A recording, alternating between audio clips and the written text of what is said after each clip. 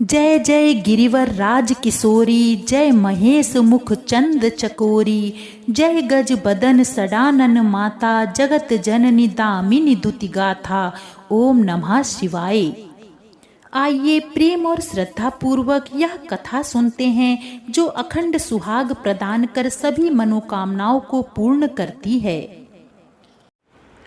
किसी गांव में एक छोटी लड़की अपने माता पिता के साथ रहती थी। जब वह लड़की थोड़ी बड़ी हुई तो उसे सभी बातें समझ में आने लगीं। तब से ही वह लड़की तुलसी माता की नित्य पूजा करने लगी। उसका प्रतिदिन का नियम था कि वह तुलसी माता के पूजन के बाद ही भोजन ग्रहण करती थी। धीरे धीरे समय बीतता गया और वह लड़की विवाह के योग्य हो गई। तब उसके माता पिता ने उसका विवाह कर दिया। उस लड़की के माता पिता ने उसे एक तुलसी का पौधा दिया।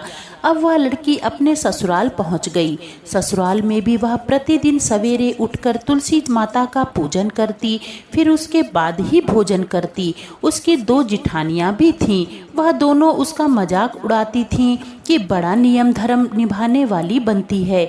उन दोनों को उससे बहुत ईर्ष्या होती थी। इसलिए एक दिन उन दोनों ने तुलसी जी का गमला कहीं छिपा दिया। वह लड़की बड़ी मुश्किल से गमला ढूंढ कर लाती है और तुलसी माता से क्षमा मांगकर उनकी पूजा करती है। जब दोनों जिठानियों ने देखा कि वो गमला ढूंढ कर ले आई है तो एक दिन उसके जिठानियों ने गमले को ले जाकर बहुत दूर फेंक दिया। लड़की ने गमले को बहुत ढूंढा लेकिन उसे कहीं भी गमला नहीं मिला। वह गमला ढूंढते ढूंढते बहुत परेशान हो गई और बहुत दुखी भी होने लगी। उस दिन उस लड़की ने खाना भी नहीं खाया क्योंकि उसका नियम था कि वह तुलसी माता का पूजन करने के बाद ही खाना खाती थी। उस लड़की की सच्ची भक्ति से प्रसन्न होकर तुलसी माता ने उसके कमरे में ही तुलसी का गमला प्रकट कर दिया।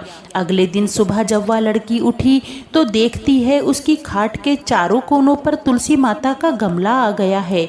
यह देखकर वह लड़की अति प्रसन्न हो जाती है और वह सोचती है कि अब मेरी तुलसी माता को कोई नहीं चुरा सकता और पूजन करने के लिए मुझे कहीं बाहर भी नहीं जाना पड़ेगा और यहाँ से मेरी तुलसी माता को कोई फेंक भी नहीं सकेगा। अब वह जल्दी से उठकर स्नान करके तुलसी माता का पूजन करती है और फिर भोजन करने बैठती है। तभी उसकी दोनों जिठानियाँ वहाँ आती हैं और उसका मजाक उड़ाती हैं कि देखो इसका नियम धर्म सब पूरा हो गया।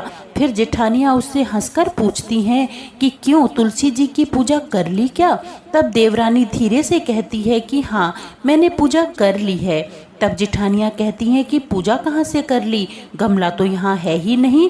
तब देवरानी कहती है कि दीदी मेरे कमरे में देख लो, खाट पर तुलसी जी का गमला लगा है। फिर जेठानियाँ उसके साथ उसके कमरे में जाती हैं और वहाँ खाट पर चारों कोनों पर तुलसी जी का गमला देखती हैं। तब उन्हें अपने किए पर बहुत शर्म आती है।